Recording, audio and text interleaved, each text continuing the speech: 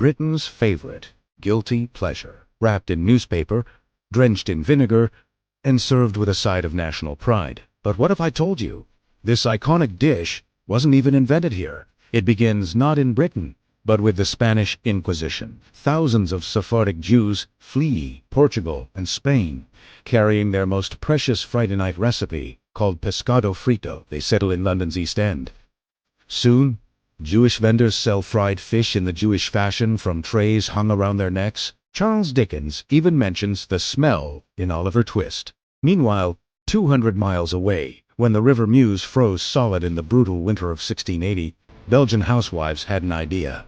Cut potatoes into fish shapes and fry them instead. The Industrial Revolution hits. Factory workers in the north need fast, hot, cheap calories. Fried potato chips explode in popularity in Lancashire and Yorkshire. Then one man had the genius idea. Joseph Malin, a Jewish immigrant in London's East End, opens the very first fish and chip shop in 1860. Just 3 years later, up north, John Lees opens his wooden hut in Mossley Market. The great North-South debate is born.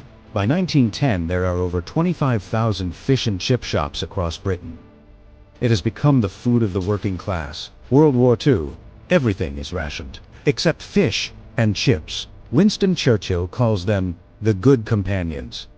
Queues stretch around the block. This simple meal kept Britain's morale alive. Today, it's still Britain's national dish. A perfect fusion of immigrant courage, working class grit, and pure comfort. Fish and chips, the meal that fed an empire. And never let it go hungry.